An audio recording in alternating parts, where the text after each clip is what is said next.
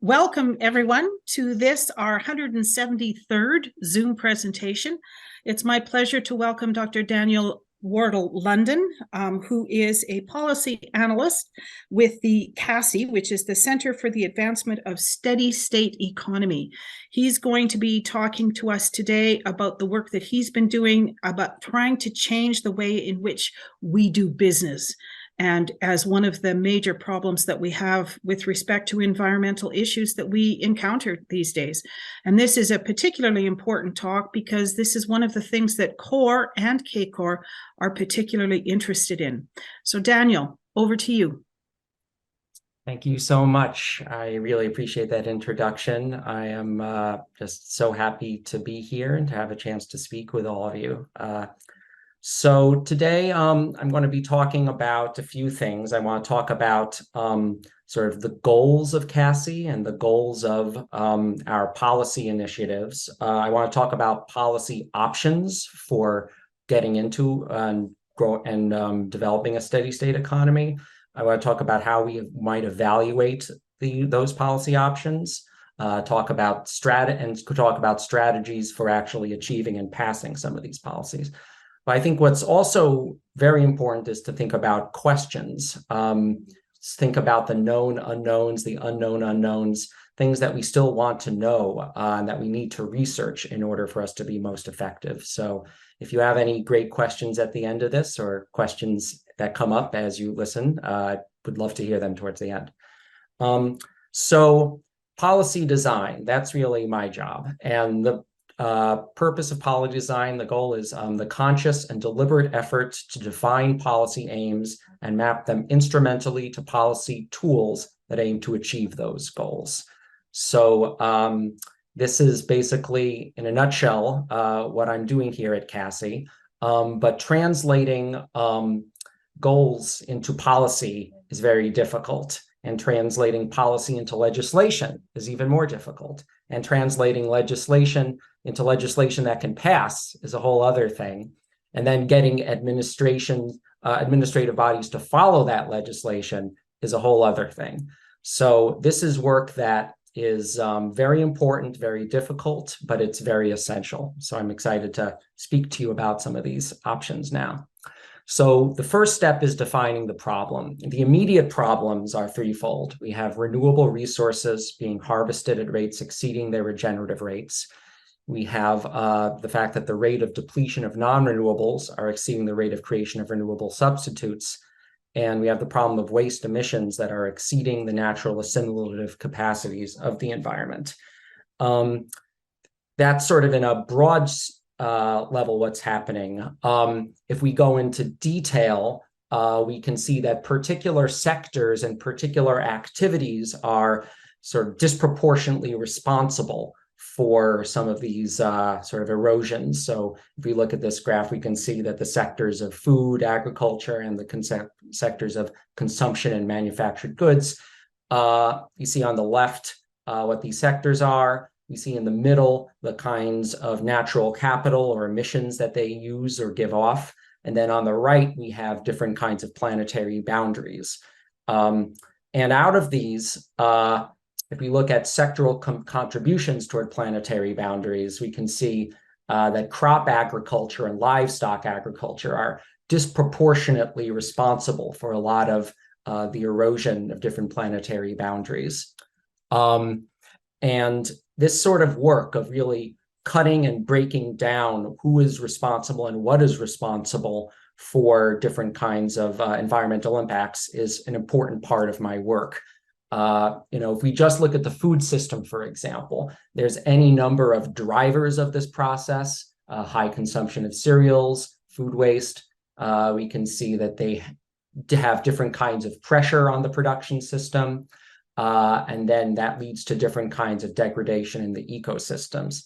And this can occur across the supply chain. So when we're thinking of different points of leverage with which to reduce these impacts, we want to be able to map out these kind of processes and see where the best opportunity for substantial gains is. And this applies as well for manufacturing. You can see in the case of water consumption, how the chemical and paper industries are particularly responsible for a disproportionate amount of water consumption.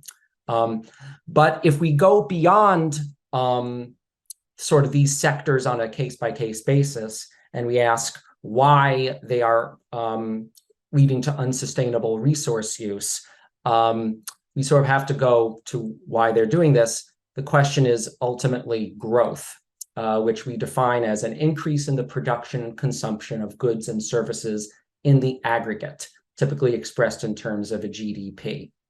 And this is entailing both population growth and or per capita consumption. It is really growth that is basically driving a lot of these sectors to produce and consume, or I should say, erode natural capital unsustainably. And it's a growth that is propelled by various kind of levers and incentives that we'll get into. But if that's the ultimate problem, then we want to think about a steady state economy as a goal. And this goal is an economy with a constant population and constant stock of capital maintained by a low rate of throughput within the regenerative assimilative capacities of the ecosystem.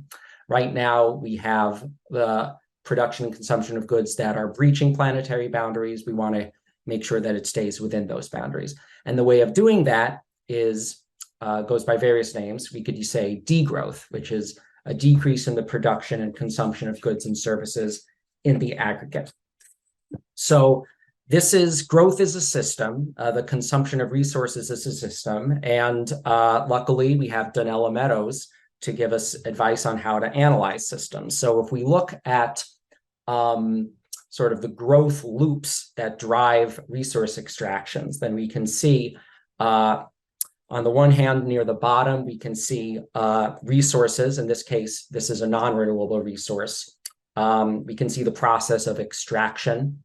We can see various variables here. But then on the top, we can see that capital is required for extraction. The resources that are extracted then can provide revenue, ultimately, that goes into investment, that goes into capital, and the process continues, and all for the sake of something that's even higher above that, which is the growth goal.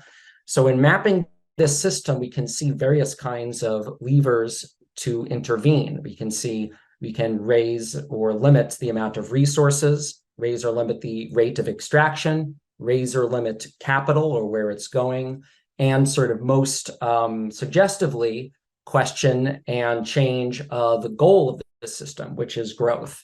And when we think about growth, even growth itself is not necessarily a goal. People are often driven to engage in growth activities based on competition or status, but they're also, in a sense, trapped in growth in order, for example, to pay back debts, to earn income, for governments to get taxes, to pay off shareholders, to get profits, etc. So one of the recurring themes here is that in order for us to get those things, right now, we need to engage in growth, we think. Actually, it's uneconomic, but we need to engage in growth. Are there other ways of achieving those outcomes of income, of well-being, without engaging in growth? And we would argue that we can and we have to, but it's always useful to keep in mind how right now we're in growth, not necessarily for growth's sake. We're involved in growth for other things, but we've become dependent on the means in order to achieve the ends.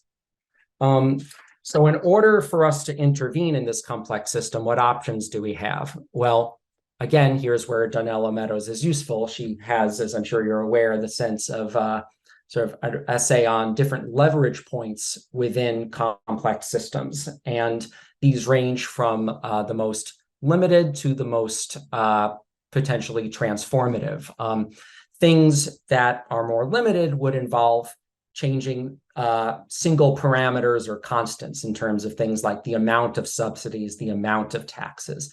Informational could be more transformative as we get into things, we'll talk about natural capital accounting and measures like that. the rules of the system will be very important in terms of the amount, or if you even can, extract certain kinds of resources from the earth, and actually setting up established conservation districts that would count as a kind of rule. And then above that, the goal of the system and the mindset. Can we imagine a world where nature itself has rights that are equal to those that some humans might enjoy? If you're able to change that and view humans as fundamentally interdependent with nature, that's half the battle right there. Now, most policies involve some mixture of these different kinds of leverage points, as we'll see, but it's useful as sort of a handy way of quickly evaluating how much leverage a policy is likely to have based on which of these leverage points it's most active in. So to sort of summarize, I'll go into sort of what the major elements of CASSE's policy positions are. And I'll go into some of these in greater depth in a bit, but I think it would be useful to list them all formally here. And you can see, based on these, how they might fit in the former discussion I just had on leverage points. We have adopting the steady state economy as an overarching goal, maintaining network of conservation areas sufficient to ensure the provision of vital ecosystem services, stabilizing the population, limiting the range of inequality, employing cap auction trade systems for basic resources, resetting existing fiscal, monetary, and trade policy levers, establishing a more flexible working day, overhaul banking regulations to eliminate some incentives that we have under fractional reserve banking towards continuous growth, adjusting zoning policies, monitoring GDP, but perhaps supplementing it with other sort of measures and using GDP largely as a measure of the size of the economy and a rough indicator of its impact, and preventing unconstrained capital mobility. And we'll go into some of these, as I said, in more detail. And there's a few other ones. Hopefully, if you're watching this on YouTube, you'll be able to pause and go into greater depth. This is also located on our website as well. But we have limiting advertising, instituting policies moving away from globalization towards localization, working towards the full internalization of costs and prices, and establishing bureaus of population consumption to replace the Council of Economic Advisors and to report on sustainability criteria. So these are very high order positions. These are basically rough goals, or I should say objectives, and sort of rough preferences in terms of implementation measures. But there's quite a lot that needs to be filled out here in terms of specific targets, the specific administrations or bureaucracies that will carry them out, the kind of penalties involved, and I'll go into some of these complications in a bit. I should start off with the most high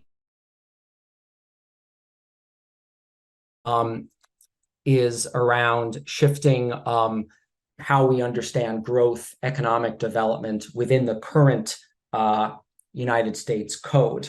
So the code is the official compilation and codification of permanent federal laws. There are 73 binding references to economic growth that are found within the US Code. And these are in bills pertaining to fisheries, highways, banking, and a lot of them basically entrench economic growth as a goal of different kinds of federal policy. And we also have economic development that is located many times in the US Code. In fact, it's used 555 times in the code, and it applies everywhere to issues of foreign aid, urban planning, etc. But it's often not very defined. Now, we sort of know that growth is not the same as development. Growth can actually undermine development. But one of our objectives would be to try to define economic development more rigorously in the code to show that there is a conflict between policies promoting growth and policies promoting development. And I think that we've already done this a few times by making model amendments to different kinds of legislation. I'll get into one in particular later on. But overall, beyond modifying and amending mentions of growth and development, we want to explicitly embed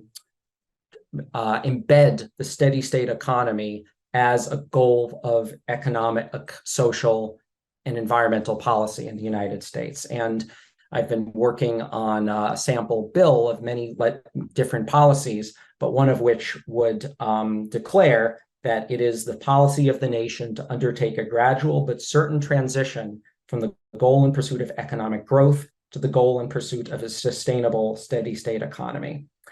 And you could do this with the federal government as a whole. You could do this with individual agencies. And I've made model amendments of the mission of different agencies, like the Army Corps of Engineers, such that they're congruent with steady state objectives. For example, the United States Army Corps of Engineers, I have amended their mission statement to say, deliver vital engineering solutions to secure our nation, sustainably develop our economy, regenerate natural capital, and reduce disaster risk. In an ideal world, we would want all kinds of agencies to have sustainable and steady state oriented mission statements. But how do we know if we're actually reaching a state? This is where accounting will come in and natural capital accounting. So natural capital accounting is meant to quantify the state and the condition and the value of natural capital assets in physical and monetary terms. And this is, I cannot stress enough how important this is, and I'll get into different reasons why. But using these kind of metrics, we can identify problems, formulate responses to those problems, and monitor whether they are achieving their goals or not. So to creating such an account is obviously easier said than done. It would have to be comprehensive and include all forms of natural capital, which could be, rather difficult.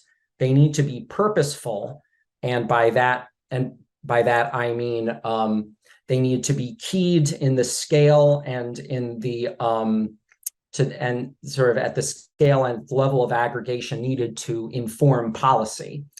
So you can see for this, we would need key indicators for sort of public relations, if, for other reasons. We would need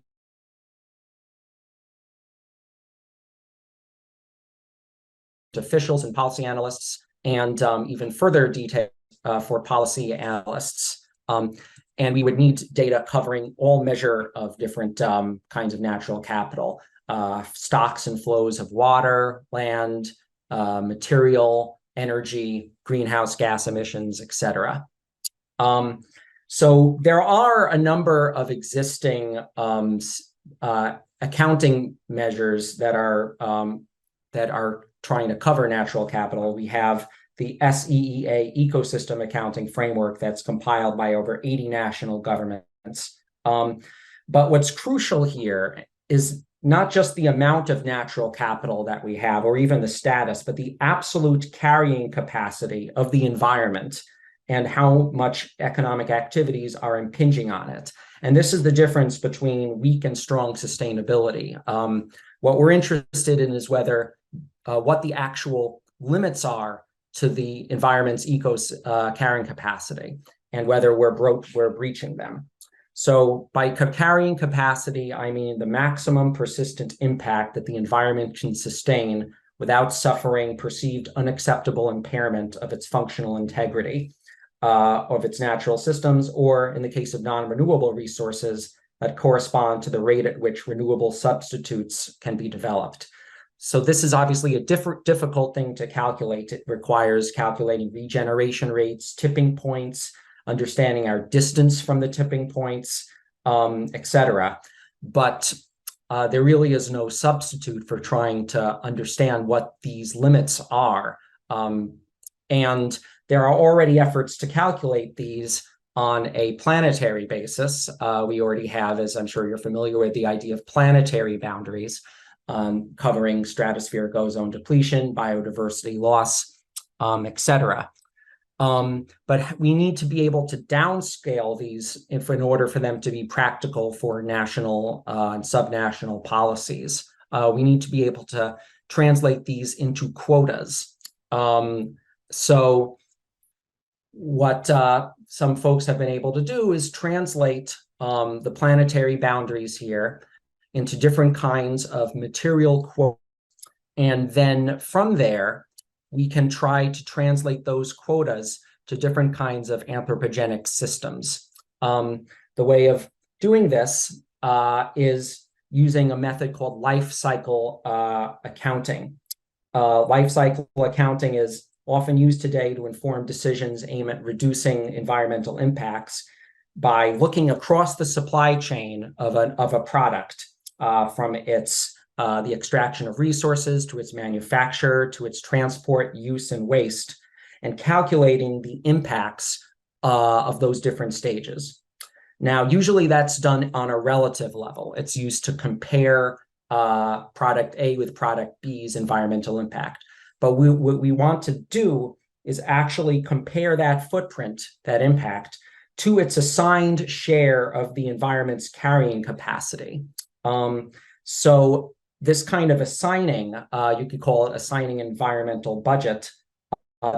This is one of the more difficult questions, is how do you assign a product or geography's share of this budget? It can be done through a status quo method or grandfathering, where we want to sort of keep stable the amount of impacts that a particular product has on the environment. But we can also allocate them through other ways, such as an equal per capita allocation, where we would look at, for example, a country's share in the global population and then allocate its given environmental quota based on its population share, which might be a little bit more just, not just giving sort of the old polluters the right to renew their pollution.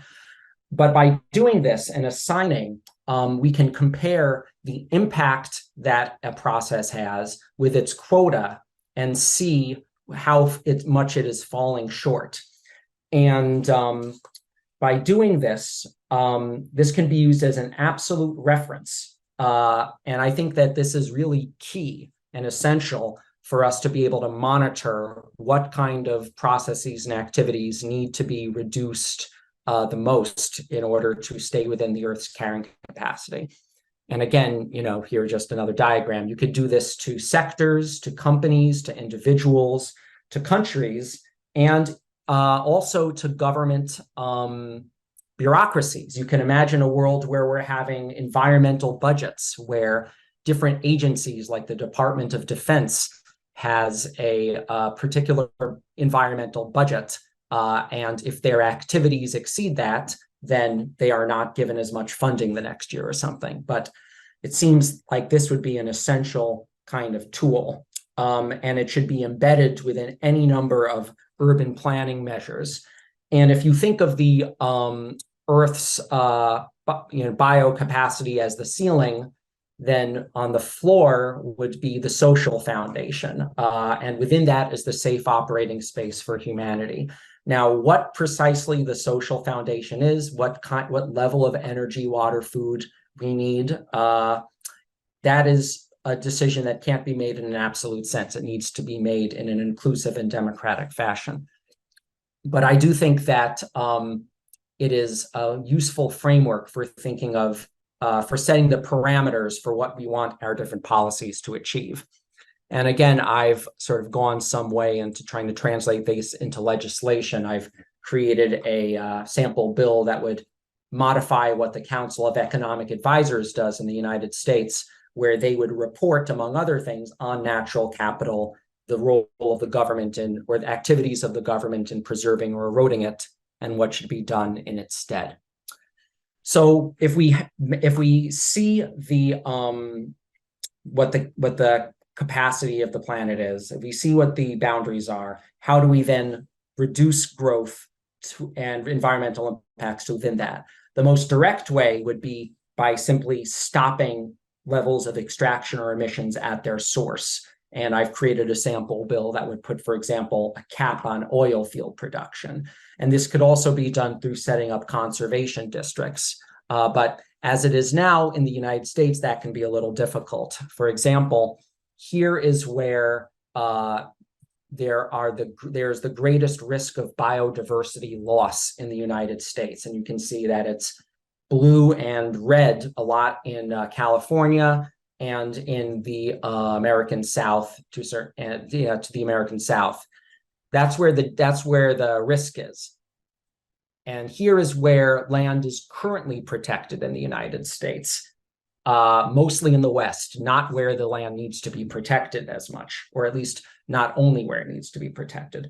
Currently, the United States, Biden is trying to protect about 30% of America's land by 2030. Right now, only about 12% of America's lands are protected. And privately owned land makes up 60% of the United States, but only 3% is protected for conservation. So how do you get at that private land? There are various ways we'll talk about in terms of offsetting. For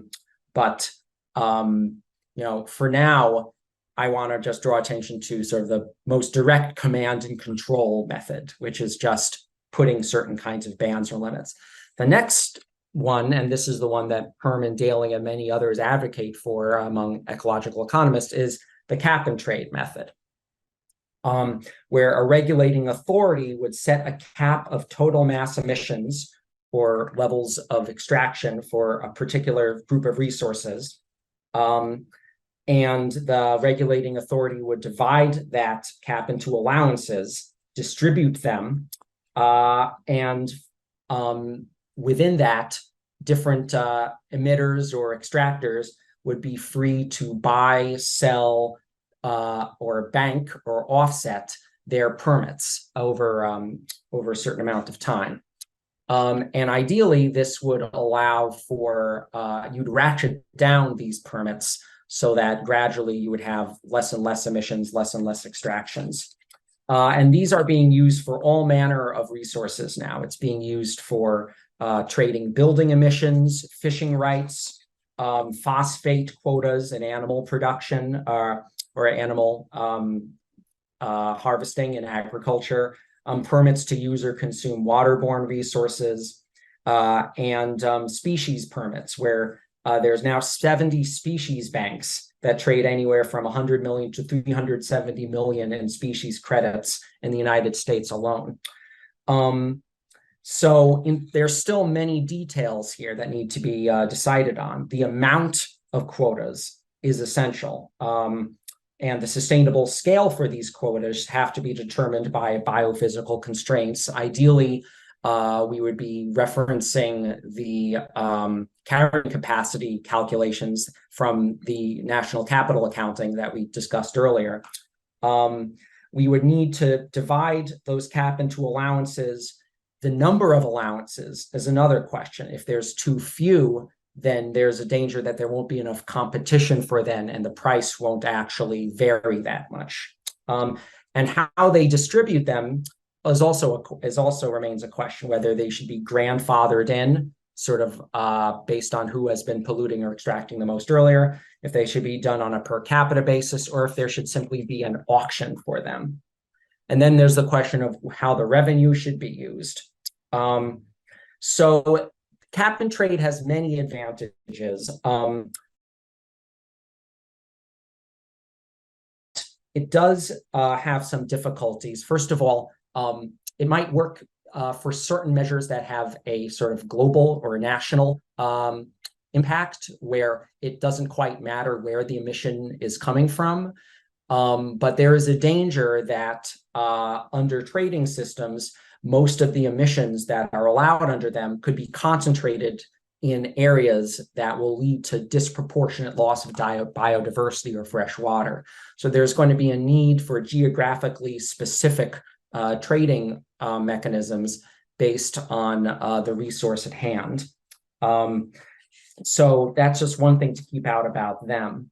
Now, related to the issue of trading would be something right now around border adjustments, where one of the dangers of cap and trade is that it can lead to higher prices for certain kinds of domestic manufacturers, what we would call energy-intensive, trade-exposed industries. And they would then move over to another jurisdiction to pollute there. So to prevent that, the idea of a border adjustment is to impose a tax on imported goods based on their environmental impact, and then offer a rebate for exported goods based on their environmental benefits. Now, this can be done on its own, or it can be linked to different kinds of cap and trade systems domestically. And this right now is becoming a very prevalent sort of proposal in the United States, as Europe is proposing its own form of carbon border adjustments. But again, the issues around what the money should be used for, how you determine impacts is a whole other matter here. Now, as we go into other kinds of growth incentives, we sort of move away from just the extraction or the emission portion of our discussion to thinking about what are the incentives for growth? Why does the economy need to grow so much? And we discussed some of them before: the drive for profits, the drive for paying back debts, etc. There are ways of reforming this. If we have measures like job guarantees or work sharing measures or a reduced work week, then there is less need for the economy to keep growing in order to produce more jobs. If there are guaranteed services from the government, then there is less need to grow the economy in order to provide certain kinds of goods and services, or at least not in the right way. This will also make governments less dependent on different kinds of private firms and growth for taxes. There are also reforms that can be done around the purposes of firms, where you can have nonprofit enterprises, you can have cooperative enterprises that are beholden to themselves and their members and not their shareholders. And this can keep money from going into more speculative or extractive kind of enterprises. Within this, we have so we can also change the business model of different kinds of firms. So you can have regenerative economic systems where revenue comes from regenerating natural assets rather than simply extracting and diluting them. And a case study of this would be regenerative agriculture. But there is the danger here, because ultimately no system, no matter how regenerative or circular, no economic system can be entirely emissions or resource neutral. The second law of thermodynamics teaches us that. So we need to keep things in perspective, that the cap of that represents planetary boundaries, that needs to be fixed. And as long as that fixing is taking place, then I think we're willing to support a lot of these regenerative measures, but we have to keep our eye on the ball. This also applies to issues of redistribution. We have right now the bottom 50% of carbon emitters in the world producing only 10% of global carbon emissions, while the top 10% are count of the world's income. The top 10% of the world's wealthy account for nearly half of all emissions. So this sounds like a clear case where we would want to do some redistribution, some limits on consumption. But if we look at some data where we see the effects of different kinds of policies on different kinds of emissions and throughput, we see, for example, that a cap on income, at least in terms of the agricultural sector, it does not seem to make as much of a difference, whereas changing diets would make a huge difference here, because redistributing income could just allow more people to eat meat. So we need to, whenever we're having these policies, we need to be testing their consequences many stages down the line. And right now, we're only starting to do that with many proposals, sort of on a more granular basis. So I want to jump ahead a little bit now to thinking about how we are optimizing these policies. So if we go through these policies, how do we choose which one? If we want to go by effectiveness, then sort of these blunt cap and trade measures might have some advantage here because they're setting the scale of the economy, and within that, things can sort of sort out as they will. But the operability of some of these issues like cap and trade can be rather complex. And we would probably want to orient them towards specific sectors where they would do the most good, like the energy or the agricultural sector, rather than across an economy as a whole. But beyond that is the question of political viability. Which of these policies are most viable in our current economic and political order? We can do this in a few different ways. We can think of where conservation language and advocacy is currently strong. In America, this would be maybe in what we might call blue areas, and we program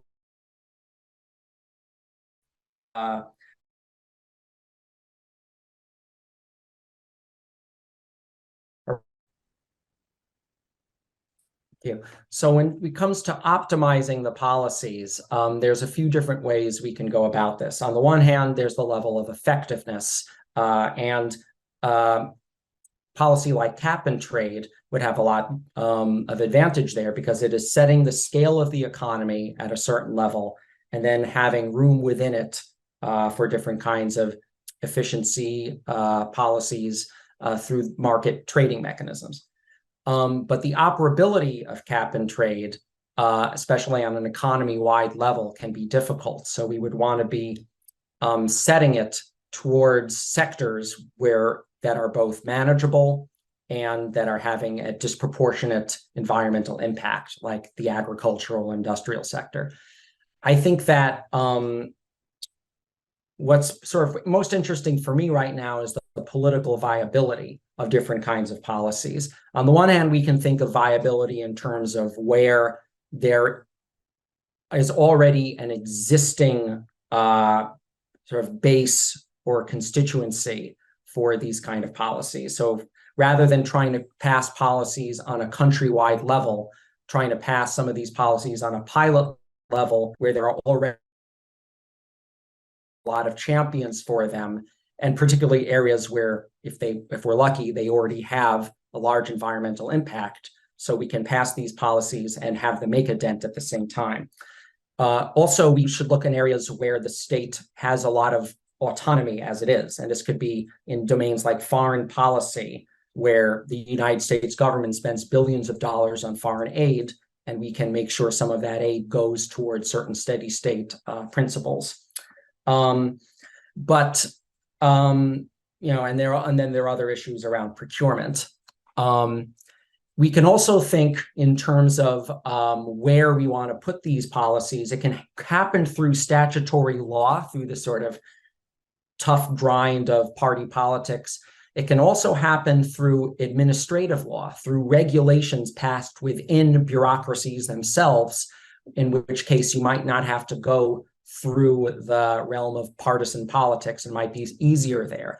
And you could also go through the judiciary. Right now, there's a thriving area of climate litigation where many lawyers are arguing that climate change or policies that are promoting climate change are unconstitutional or illegal. And if you can argue that certain policies on behalf of growth are going against certain kinds of constitutional rights or going against the spirit or letter of a law, then you can have litigation against certain kinds of growth policies. And in America, almost anything that can be legislated can be litigated. So that's one thing to keep in mind, that there are these different avenues we have. But, there is, with all these things, it's going to require looking at who the champions will be, who the constituency and stakeholders for this would be. And to do this kind of thing, we would need to look and map out the alignments of different kinds of groups. And a sort of typical example here would be sort of making a grid where you have the influence of a group on one side and their level of support on the other. And I've done this sort of a rough sketch of where different kinds of constituencies in the United States might fall around certain kinds of steady state measures. So on the one hand, we have groups that are explicitly aligned towards certain kinds of post-growth and degrowth and steady state initiatives. And these often are large think tanks, nonprofits, certain academics and foundations. And right now, a lot of these don't have a very strong political base, and they don't necessarily cooperate very seamlessly with one another. So there's an opportunity here where we should be finding these groups, increasing their capacity, and helping them interface with other kinds of groups. Sort of below those groups, those who are involved in explicitly post-growth or degrowth measures are those involved in certain areas of economic reform, particularly and ecological reform, particularly around conservation. And right now, conservation has certain steady state principles behind it, in that you're putting a cap on, let's say, how much a current forest is being used or how much a current lake is being used. But right now, a lot of those struggles are happening on a local level. And we need to see how growth anywhere is a threat to natural resources everywhere. And so it's not enough just to be mobilizing against certain kinds of growth at the local level. We need to be looking at federal policies that are promoting growth and connect these local struggles of conservation and their goals to broader campaigns on behalf of limiting growth. And then below that are potential allies. Those would be groups who we need to create a demand for. Need to create demand for the steady state economy. Those are environmental justice, sustainability groups. Those are groups whose goals might be better achieved through a steady state economy than through the typical kind of green growth measures. And we need to help create a demand for these things by linking their goals to the outcomes of a steady state economy. And there is a model for this, actually. And the model that I want to talk about here is Las Vegas, of all places. So this story of Las Vegas, it's about the city of Las Vegas and a federal bureaucracy agency, the Bureau of Land Management. So the Bureau of Land Management currently is allowed to sell land if, among other things, the disposal of land would serve public objectives such as, and I quote, this is in their legislation, such as community expansion and economic development. And as we'll see, they define economic development quite loosely, because in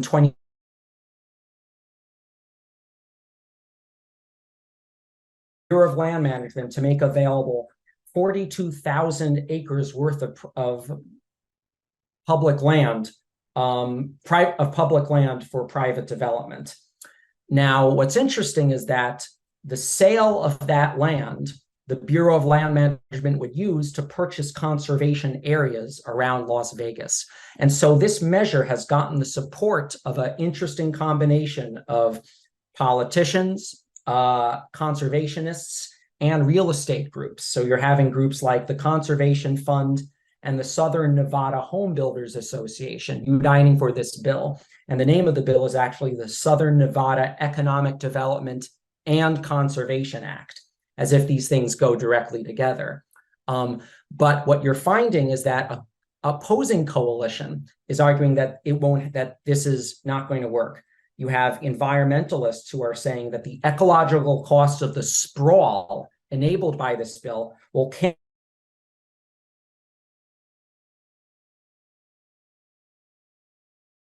by it, the issues of climate change, pollution, etc. And you're also inequality in the city by, again, promoting squall and isolating people without a car from jobs and housing, etc. So in this case, you're seeing on a local level this sort of assumption that conservation and growth can happen together. You're seeing that assumption being challenged. And we need to scale up these kind of fights and apply them not just towards local growth strategies, but national ones as well. So to sort of conclude, I want to think about certain kinds of policy questions here. On the one hand, when we think about the goals, we need to measure carrying capacity of the planet, and we need to be able to assign it to all manner of different kinds of processes, government agencies, sectors, etc. In terms of policy, we need to think of which ones will be most effective, operationally easy, and politically viable. And that means tailoring these policies to certain kinds of certain targets and scales where they will be most effective. And then we need to think about the strategy. And there is, what I'm involved in a lot is fleshing out these bills, but there's a question of a cart and a horse. If we just present these bills to legislators, they will not necessarily go for it if they don't think there's a demand for them. So we need to assemble coalitions for these policies. And how do we do that? How do we group types of different kinds of people together in a way that will make electoral victory possible? And the final one, and I'm just going to throw this out there, is that, you know, there is the danger of collapse of different forms of our civilization over that we might.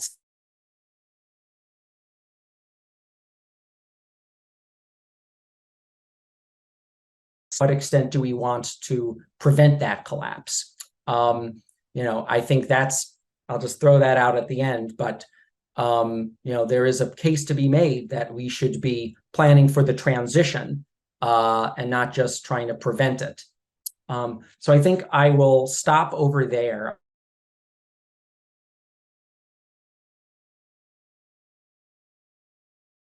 Any technical errors that might have happened, I encourage you to email me with your own thoughts. And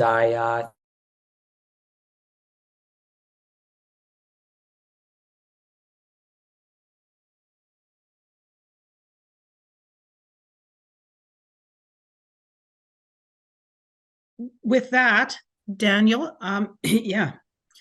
Okay, Daniel, we had just at the very, very end, your audio and visuals froze. So we'll get back to that once we start recording again. I don't know if okay, we haven't stopped the recording. All right. Thank you, Daniel, for this presentation. I appreciate the work that you've put into this and the thoughts that are going into it. I'm going to take the prerogative to ask the first question, and we have Art Hunter on deck to ask after I'm done. So I was listening quite carefully to what you were talking about with respect to your definition of a steady state economy. And I mean, it sounds wonderful and everything sounds really nice. But is there a sort of twofold to this? Is there a danger of this to become another one of those phrases that people use because it sounds good, but it doesn't become very effective on anything? Similar to sustainable development. Everybody has their own definition of it. Is there a chance that the steady state economy is going to become something like that? That's a very good question. I think that sustainability has come to mean different things because it is using different kinds of paradigms of what is sustainable. There's disagreement on whether we're thinking about sustainability in a relative way, as in just whether it's more efficient than process A, or if it is relating to the actual boundaries of the environment. And Earth doesn't care whether product A is more efficient than product B. Earth cares about whether there is whether its boundaries are being respected and the environment is adapting to those boundaries at the scale and pace needed. And I think that the steady state economy as a sort of model can probably be appropriated, I'm sure. But I think it has but so can many other kinds of phrases. I mean, liberty and equality have certainly been misused. I think that what the steady state economy has, it has a somewhat objective reference point that if there is misuse, that reference point is invoked in its very definition so that other groups can call attention to how it's being misused. I think the real key here is within the regenerative and assimilative capacities of the ecosystem. I think there's not too much room for disagreement there, even if how to measure that is another question. I do have some follow-up questions, but I will ask those after a few other people have had their chance to say things. So Art, you're next, and I have Mike Nickerson on deck. Oh, right. You sort of half answered my question by your own question in your second last slide there. And that's with regards to organization of ecological groups, in some sense, to getting them to work together. I think that's a pretty tall order, and I guess you recognize that, to try and bring them all together to be on, or at least agreeing to proceed in one direction. But they have certainly, at least from my experience, a lot of splinter objectives, which they really don't care about other people as long as their objective is being addressed. Have you had any thought on how you could possibly bring some organization together with such a diverse spread of groups to the point where legislators can communicate with them in an organized way? Yeah. Well, no, I mean, that is the question. And I think this priority of how we can make sure that the goals of different constituencies are being met through the processes of this building the steady state economy. Because right now, many constituencies, let's say taxpayers, if that was their only issue, then taxes are right now being used to fund things that are actually increasing their ultimate tax burden. Right now, taxes are being used for highways that are increasing the tax burden for people needing to repair them, for the smog pollution that they generate and which needs to be cleaned up, et cetera. So this idea of showing how the goals of low taxes, full employment, high wages, et cetera, those sort of well-being, those things can be met without increasing throughput indefinitely. And I think that right now, those sort of larger constituencies of, let's say, organized labor, et cetera, right now, those might be a little harder in some ways to reach, but there's more and more recognition that you can't have a thriving economy where there is constant ecological destruction and disaster. And I think that we can work with groups that are most close to us ideologically and in terms of policy, but these would be environmentalists and certain kinds of social justice moves like we're seeing in Las Vegas. But we can expand that. And there are many models for these kind of broad, diverse coalitions. So, I think it is possible, but we need to really center what their goals are and how we can help make their goals possible through the sort of prescriptions we're talking about. Yeah. I guess in my mind, the concept of a steady state economy, right now we're in overshoot. And, it's just not possible to have a steady state economy where we are now. We need a certain amount of degrowth before we can even address a steady state economy. And I think this is recognized by a number of groups, and ultimately, to me, that's where the real issue is, to try and get people to say, how much degrowth can we take? I mean, people are very comfortable in their existing way of life, and any change at all to it is regarded as something to be avoided, and therefore they will resist to any change to their existing comfort levels. And I just see a tremendous problem there. How one can do some degrowth and encourage and convince people that's absolutely necessary. Do you have any comment on that? Well, I should say first, change is happening whether we want it to or not. I mean, you have during the Great Depression, right before the Depression, people were voting for Hoover and they were quite comfortable where they were. And then 4 years later, they vote in FDR, his opposite. And so as there are dramatic changes in our environment, there's going to be a need for people to adjust and find alternatives. And right now, many people might be comfortable, but that can change, and we need to be ready for when that happens.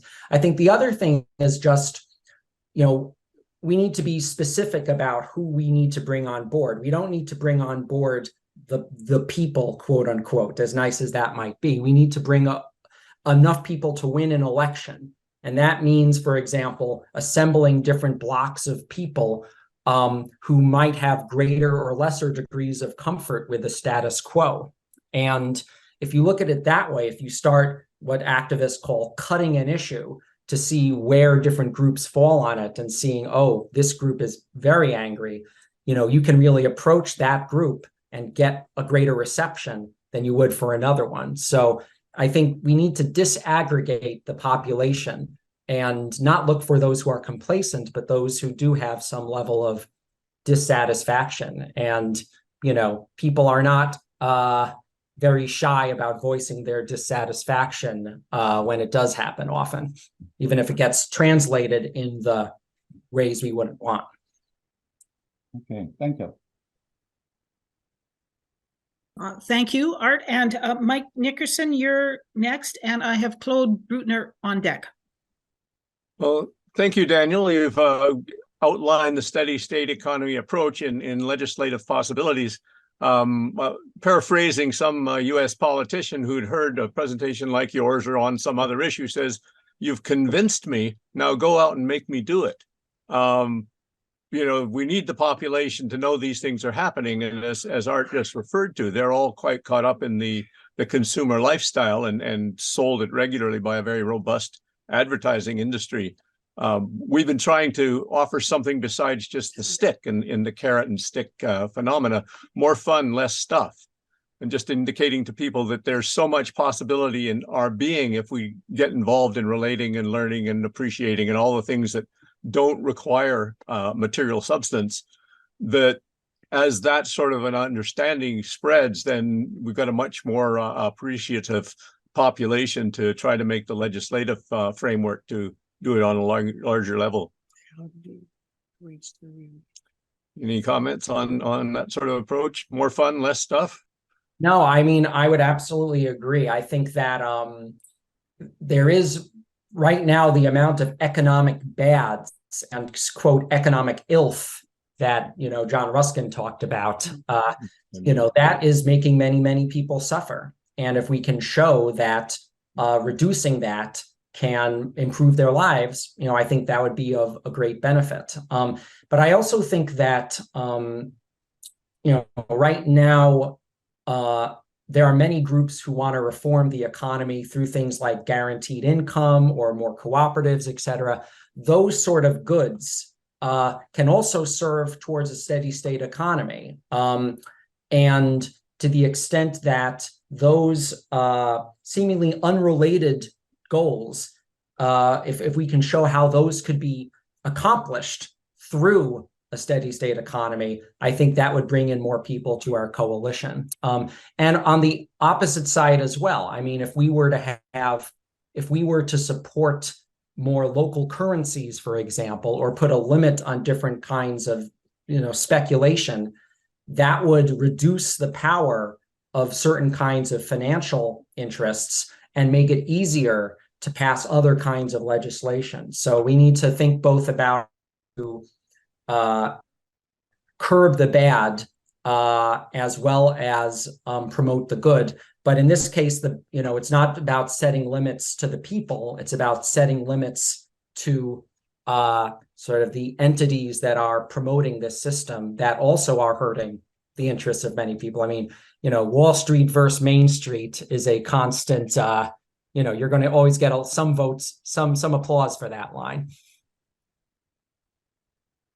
Okay, well, thank you. I think there's so much concentration on the material shifting of that aspect of the economy that I always like to promote that there is a social reality in people's lives that offers something as well as, suggesting cutting back in other ways.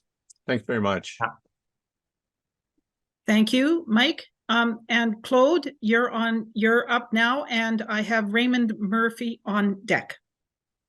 To a certain extent, I would have phrased my question a little bit differently in the chat because you've actually touched on some of these things.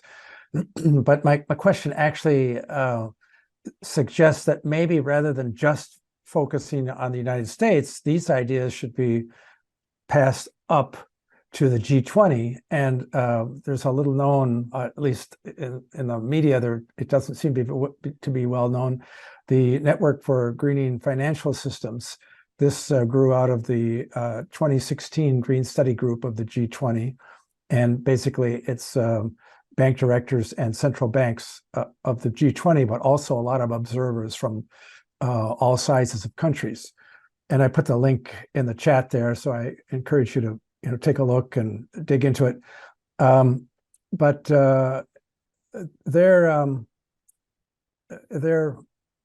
I'll say it's a plan or a suggestion. It is that the world should be spending 8 to 9% of global GDP annually from now until 2050 to achieve the net zero 2050 goal. And we're not doing anything near that. And the entire world is on a path to fail.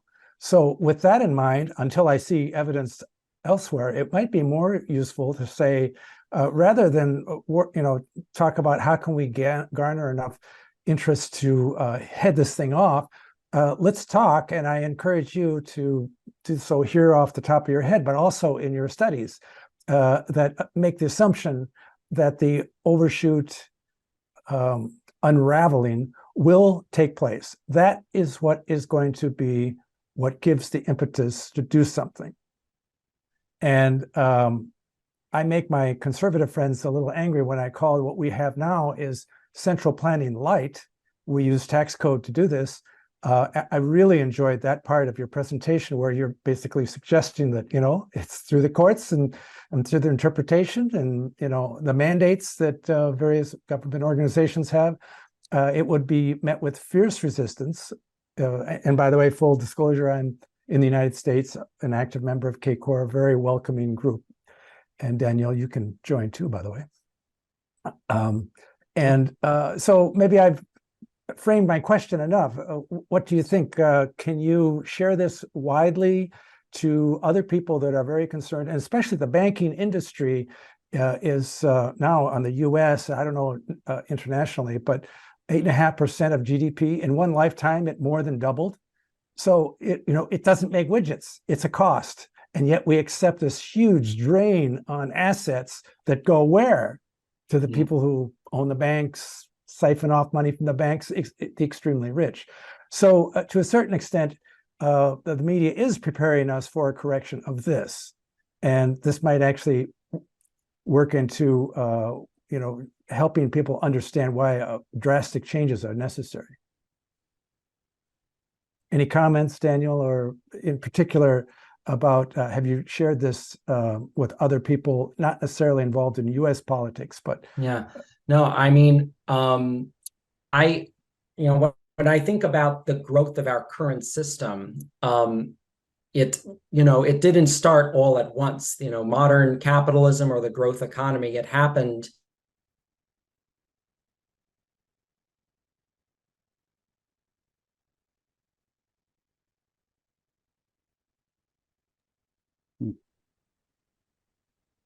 Daniel, you have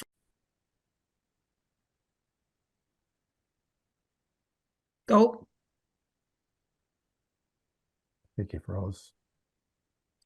you've frozen again, Daniel. Instead of focusing on finding constituents within the US to push that giant rock up the hill, have you shared your thoughts with the wider G20 banking people or United Europe? There are economic groups, no doubt, and that is actually the best experiment in regional governance on the planet right now is United Europe. So are you collaborating with those people? Well, I'm in communication with several degrowth groups out of Europe, research and degrowth in particular. I think that most of my focus has been on the sort of United States landscape. I think looking at international agencies is going to be essential. And I know at the Wellbeing Economy Alliance, they are currently thinking about how we would create a new Bretton Woods, for example.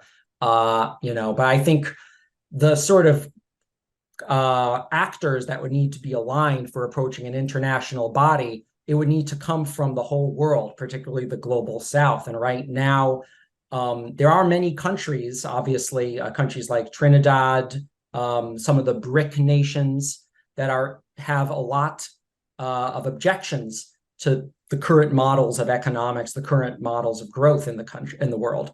And so I think the pressure would have to come, or I would need to be interfacing with more of these other kinds of countries and actors there so that you could have multinational pressure on groups like the G20, et cetera. So, it's fine coming from me, but, I think it would be a different kind of coalition that we would need, but it's definitely essential. Yeah.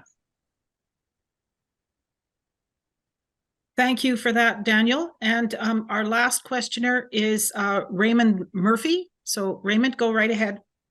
Okay, thank you very much, Jean. I want to congratulate you, Daniel, on a really interesting presentation. I also want to say, too, that I was intrigued by the retitled Ph.D. thesis that you wrote, The Menace of Prosperity. And with that in mind, I think it seems to me very important that we have to ask the question, degrowth of what? Some things need to grow, some things need to degrow or be reduced. And I think we can learn a lot from the history of China. I'm old enough to remember in the 1970s, pictures coming from China. We saw all sorts of bicycles driving around in China. It was a very poor country, and but yet it had the highest population in the world. It had the highest growth in population in the world, yet relatively few emissions. In the 50 years since then, China has become much more prosperous, and the population actually is decreasing now rather than growing. It's been surpassed by India, for example.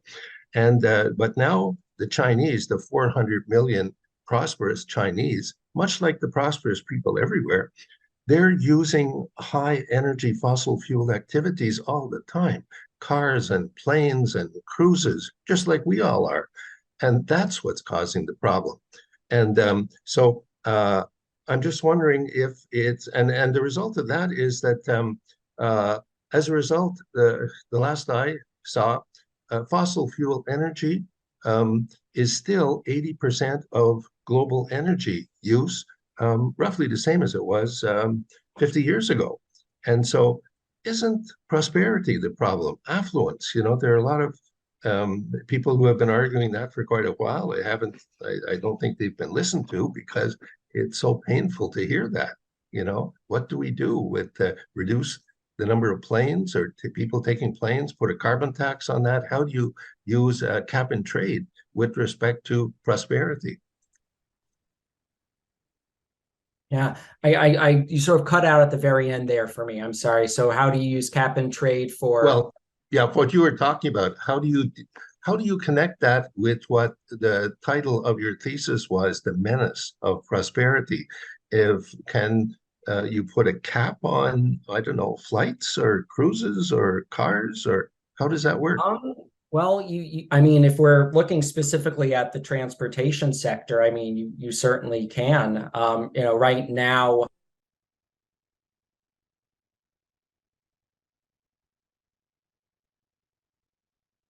I think he's gone again. I mean, theoretically, you can trade on the amount of ticket airlines, etc. But there are measures like frequent flyer taxes, distance taxes that are all meant to reduce certain kinds of transportation options. And I think that putting a hard cap on them